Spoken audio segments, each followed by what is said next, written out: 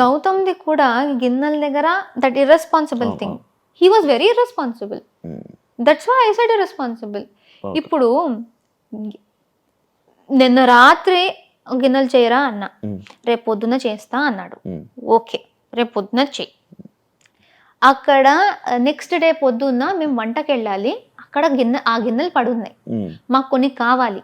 So kitchen team రండి start చేసేద్దామని పిలిచా. అలానే గౌతమ్ని కూడా పిలిచా, గౌతమ్ రా ఇప్పుడే నాకు కావాలి, ఎందుకంటే మేము స్టార్ట్ చేయాలి. నార్మల్గానే చెప్పాను, అది అందరికీ తెలుసు, అక్కడ ఉన్న వాళ్ళందరికీ. రాలేదు వాడు. నేను ఎందుకు రావాలి, నాతో ఎవరున్నారు, వాళ్ళని పిలువు, వాళ్ళు కలిసి నేనెందుకు చేయాలి అని స్టార్ట్ చేసేసాడు. అరే అది నిన్న రాత్రి వాడే చేయాల్సింది, వాడే చేస్తా అన్నాడు, అందుకే వాడు ఒక్కడనే పిలుస్తున్నా, వేరే కూడా వస్తారు కానీ నువ్వు స్టార్ట్ చేసేయి. వేరే వాళ్ళందరూ జస్ట్ లేచారు, నువ్వు స్టార్ట్ చేసి నీది ఫినిష్ చేసేసుకో. లేదు అని గొడవ పెట్టాడు. నేను చెయ్యను, నేనెందుకు చేస్తా, నువ్వెవరు చెప్పడానికి, ఆర్డర్ ఎలా చేస్తావు, ఇప్పుడే చేయనేసి. అరే అప్పుడు మేము కుకింగ్ చేయాలంటే అప్పుడే గిన్నెలు కావాలి కదా, కుకింగ్ టీమ్ని పిలిచాను, వాళ్ళు వచ్చారు కదా, నాకెందుకు అని వాళ్ళు కూర్చున్నారా. సో వాడికి చెప్పిన మాట వాడెందుకు చేయట్లేదు. అండ్ వాడు ఆ సీతాఫల్ విషయంలోనే ఇర్రెస్పాన్సిబుల్గా హౌస్ గురించి ఆలోచించకుండా చేశాడు కాబట్టి నేను కొంచెం బాధ్యత ఉన్న రోల్ ఇచ్చాను. గిన్నెలు తోమడం వాడు అక్కడ కూడా అది చేయట్లేదు. So I said you are very irresponsible. So దాన్ని కూడా మాట జారావన్నారు. ఎందుకు అది జారడం, చాలా ఆలోచించి అది 10 సార్లు జరిగినా నేను ఇర్రెస్పాన్సిబులే అంటాను. ఇప్పుడు జారడం ఏంటి, అనుకోకుండా చెప్పడం, అనుకోకుండా చెప్పలే, నీట్గానే అనుకునే చెప్పాను. నువ్వు అలా ఆడుతుంటే ఇప్పుడు చాలా మంది నన్ను రూడ్ అన్నారు, నేను రూడ్ అనిపిస్తే వాళ్ళు రూడ్ అంటారు. నేను కూడా గొడవ పెట్టనా నువ్వు ఎలా చెప్తావు అనేసి. ఒక నామినేషన్ లో నబీల్ని గౌతమ్ ఫేక్ అన్నాడు, నువ్వు జెన్యునే కాదు, నిన్ను సపోర్ట్ చేసి నేను రిగ్రెట్ చేస్తున్నా, you are not genuine, you are fake అన్నాడు. అది బ్రాండ్ చేసినట్టే ఒక పర్సన్ ని, అంటే నువ్వు రియల్ కాదు వేరేలా నటిస్తున్నావు అనేసి. సో నువ్వు ఎవరిని ఎలాగైనా పిలవచ్చు, పర్సన్నే నువ్వు ఫేక్ అని పిలవచ్చు, కానీ నువ్వు ఇర్రెస్పాన్సిబుల్ గా యాక్ట్ చేస్తూ ఉంటే అది చెప్తే తప్ప. మొత్తం అంతా అనుకొని అలా జరిగే అంటే ఒక పాయింట్ తర్వాత ఈ ఫుడ్ విషయంలో కానీ మాటలు నేనేం చెప్పినా ప్రేరణ ఇది చేస్తుంది అని కొంచెం గట్టిగా చెప్పేస్తే జనాలు నమ్ముతారు అని తెలిసాక ఏం లేకుండా కూడా ఇరికించేశారు. సో అందుకే ఒక పాయింట్ తర్వాత నేను అది సీరియస్గా తీసుకోలేదు. నిజంగా ఎవరికి అర్థం అవుతుందో సిచ్యువేషన్స్ వాళ్ళు అర్థం చేసుకుంటారు. ఊరికే ఈ స్ట్రాటజీస్ మొత్తం నమ్మేసి మాట్లాడే వాళ్ళు ఏమైనా అయిపోయి నాకు పర్లేదు అనేసి వదిలేస్తారు. కిచెన్ లో ఉంటే ఎక్కువ గొడవలు అవుతాయి అనిపించిందా? నాకైతే అయ్యాయి. అదే కిచెన్ అనేది ఇట్స్ వెరీ రిస్కీ ప్లేస్. అవును, యాక్చువల్లీ ఒకటి ఉంది, అందరికి వండేసి కుక్ చేసి దాని తర్వాత ప్రేరణ సపరేట్గా కుక్ చేసుకుంటుంది. ఈ పాయింట్ మీద నీకు చాలా ఇబ్బంది అయిందని స్టార్ట్ అంటే నేను సపరేట్గా ఎప్పుడు కుక్ చేసుకునేదాన్ని అంటే నాన్ వెజ్ ఉన్నప్పుడు I was only veg person. లేకపోతే నాకు థైరాయిడ్ ఉంది, నేను కొన్ని తినలేను, కాలీఫ్లవర్, గోబీ, క్యాబేజీ ఇలాంటివి నేను తినలేను. అలాంటి గోబీ ఇలాంటి కర్రీస్ చేసినప్పుడు నేను సపరేట్గా చేసుకోవాలి, ఎందుకంటే నాకు అలర్జీ స్టార్ట్ అయిపోతుంది. సో కొన్ని ప్లేసెస్ లో చేసుకోవాలి, చాలా మంది చేసుకున్నారు. మా సీజన్ లో టైమర్ ఉంది, సో కష్టం ఏంటంటే ఆ టైంలోనే వంట చేసుకోవాలి. చాలా మంది వాళ్ళ టైం ఉంది కదా నేను చేసుకుంటాను, వాళ్ళు చేసుకున్నప్పుడు ఎవరు పాయింట్అవుట్ చేయలేదు. కానీ నేనేదో చేస్తూ ఉంటే ఇండివిజువల్ కుకింగ్ అన్నారు. ఇప్పుడు విష్ణు కూడా నా మీద ఒకటి వేసింది, సీత నీ వల్లే నువ్వు ఇండివిజువల్ కుకింగ్ చేస్తున్నావు అనేసి సీత వదిలేసింది కుకింగ్ని. కానీ సీత నాతో మాట్లాడిన ఫుటేజ్ ఉంది, ప్రేరణ నీ వల్ల నేను వదిలింది కాదు విష్ణు వల్ల అని చెప్పి. కానీ అక్కడ ఆ విష్ణు నా మీద ఇది వేసినప్పుడు సీత లేదు. సో విష్ణు గట్టిగా నువ్వు చేసావు, అందుకే నువ్వు చేసావు అంటే సీత లేదు డిఫెండ్ చేసుకోవడానికి. నేను చెప్పే మాట, విష్ణు చెప్పే మాట, మీరెవరిని నమ్ముతారో అది వాళ్ళ మీదే ఉంటుంది. So at least I'm very happy that బయట నాకు సపోర్టర్స్ నేను సీతతో మాట్లాడింది మొత్తం రికార్డ్ చేసి వాళ్ళు పెట్టారు. సో సీత చెప్పింది ప్రేరణ వల్ల కాదు అనేసి. ఈ చిన్న చిన్న ప్రూఫ్ లేకపోతే నా కోసం వీళ్ళు బయట చేశారు, అది లేకపోతే అందరూ నేను ఇలానే అనుకుంటారు. నాకు దోశ విషయం స్టార్టింగ్ లో కూడా అలానే జరిగింది. విష్ణు మొత్తం ఏడ్చేసింది. దోశలో ప్రేరణ కోపంలో ఉంది, విష్ణు ఏడుస్తుంది, పక్క ప్రేరణని చేసింది అనేసి నమ్మేశారు. వీకెండ్ లో నాకు సార్ చూపించారు వీడియో.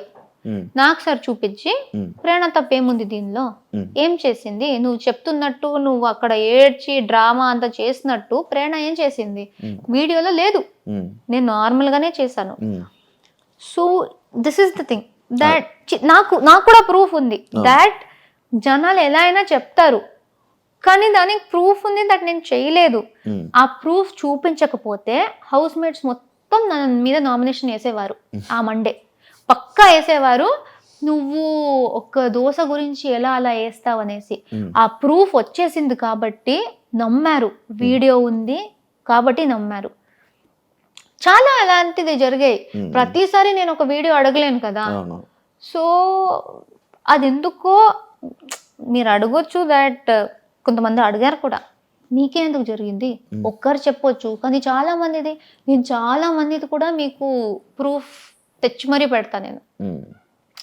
బట్ మీరు నమ్మేది మీద ఉంది అంతే, ఎవరు ఎలా తీసుకుంటే అలా. పృథ్వీది మీది రివెంజ్ నామినేషన్ జరిగాకే ప్రేరణ గేమ్ మారింది అంటే మీరు ఏమంటారు? ఏదైతే రివెంజ్ నామినేషన్ మీకు జరిగింది, పృథ్వీ మిమ్మల్ని నామినేట్ చేశాడో, దాని తర్వాత ప్రేరణ గేమ్ మారింది. నాకు పర్సనల్ గా తెలీదు, చూసే వాళ్ళకి ఎలా కనిపించిందో కూడా నాకు తెలీదు. నాకు నేను హౌస్లో ఉన్నప్పుడు చెప్పాను, ఆ కిల్లర్ గర్ల్స్ అనేది జరిగిందో నాకు లోయెస్ట్ పాయింట్ హౌస్లో. సో ఇమోషనలీ కొన్ని డేస్కి నేను దానిలో ఎఫెక్ట్ అయ్యా. సో కొన్ని డేస్కి అది ఎఫెక్ట్ అయింది కనిపించుండొచ్చేమో, కానీ గేమ్ మారింది అని నాకు తెలీదు. జనరల్గా నేను ఎలా ఉన్నానో అలా ఆడాను. బట్ ఒకటి ఎఫెక్ట్ అయినప్పుడు దానికి కొంచెం ఎఫెక్ట్ ఉంటుంది కదా, కనిపిస్తుంది కదా. నేను రోబోట్ కాదు. నేను నార్మల్గా తీసుకున్నా ఆ డెసిషన్ని. ఇప్పుడు ఇది కూడా ఒక ఎగ్జాంపుల్. నేను పృథ్వీ కాకుండా ఎదుటి వాళ్ళ మీద వేస్తే గ్రూప్లో వేస్తున్నారు, గ్రూప్ గేమ్ ఆడుతున్నారు అని చెప్పొచ్చు.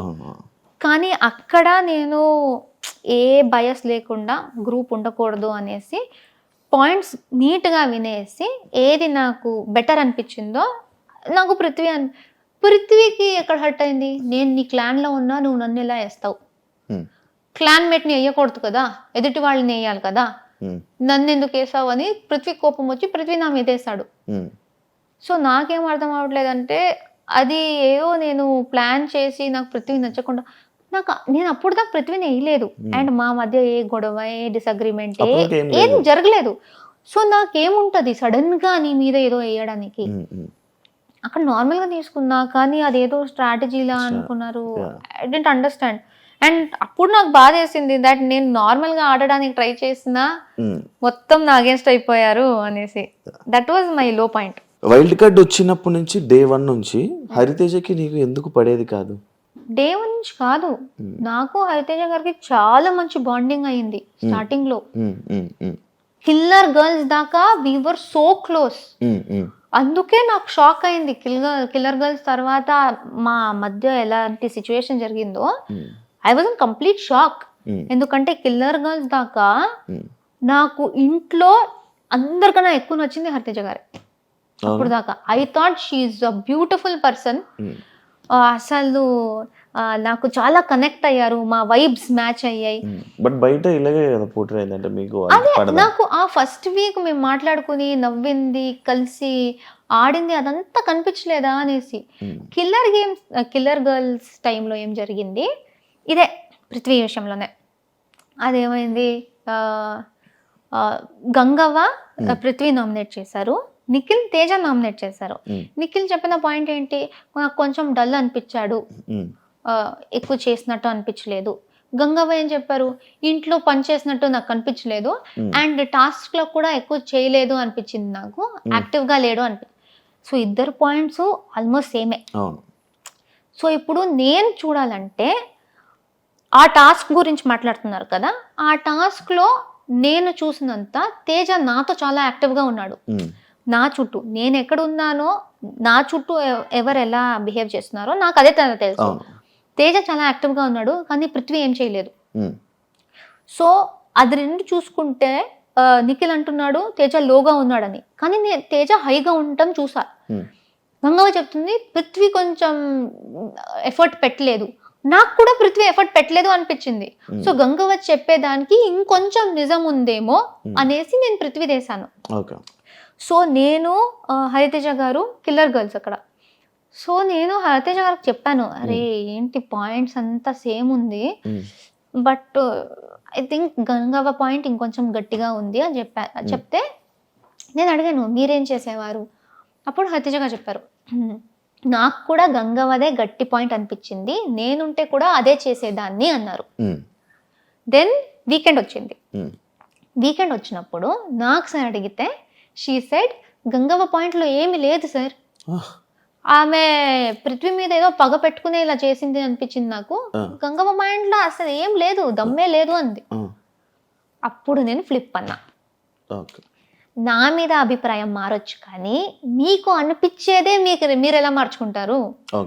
గంగవ్వ పాయింట్లో దమ్ము ఉంది లేకపోతే దమ్ము లేదు. ఒక పాయింట్లో దమ్ము ఉంది అన్నప్పుడు అదే కంటిన్యూ అవ్వాలి కానీ సడన్ గా దమ్ము లేదు ఎలా అవుతుంది, ఎందుకు మారిపోయారు. సో నన్ను బ్యాడ్ గా చూపించి నాకు ఆ పాయింట్ లో షాక్ అయ్యి ఏంటి సార్ ఫ్లిప్ చేస్తుంది ఇలా అన్నా.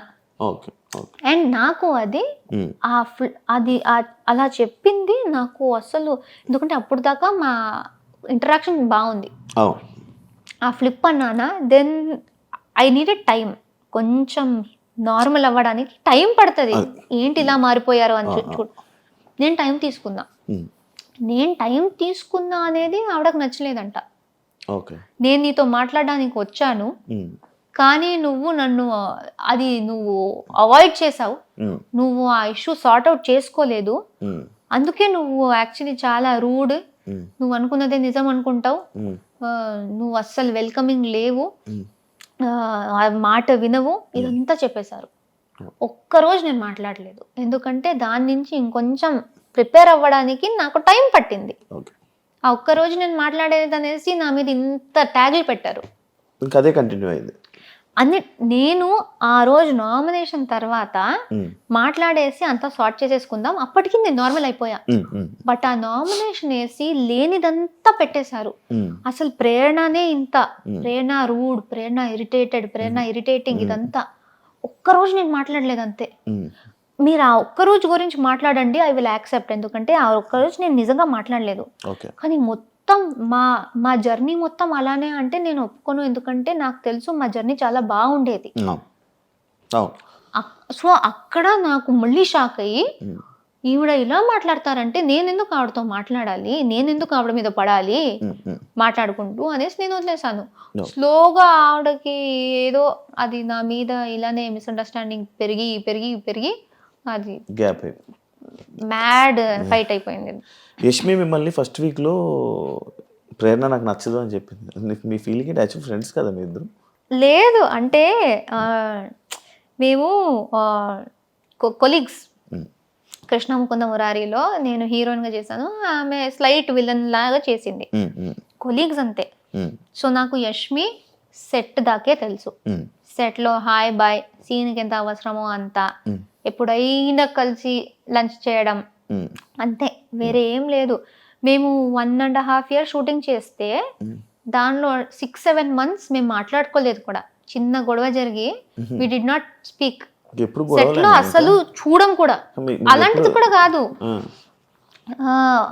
గొడవ అంటే మాటల్లో కూడా గొడవ లేదు.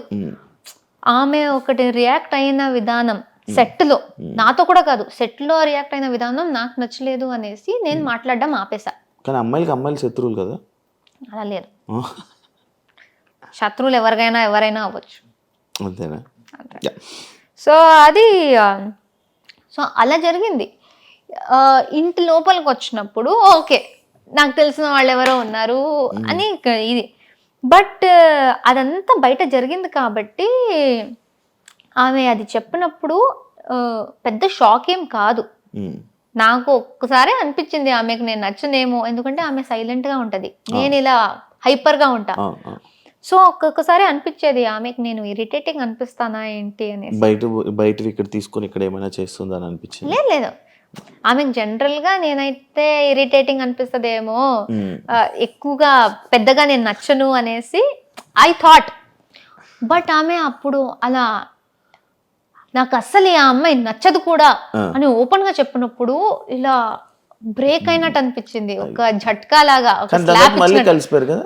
అప్పుడు that was the moment.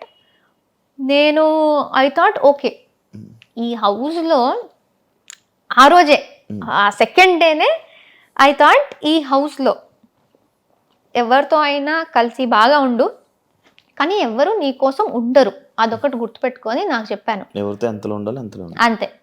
So ఆ సెకండ్ డేనే నాకు ఆ రియలైజేషన్ వచ్చేసింది. సో అప్పటి నుంచి నేను సిచ్యుయేషన్స్ బట్టి ఐ వాజ్ బాగా బాండ్ అవుతూ ఉంటే బాగా బాండ్ అవుతూ ఉంటా. లేకపోతే గొడవలు వస్తే ఐ విల్ లైక్ ఏదైనా నచ్చకపోతే నేను చెప్పేస్తా, అంత హ్యాపీగా ఉంటే హ్యాపీగా ఉంటా.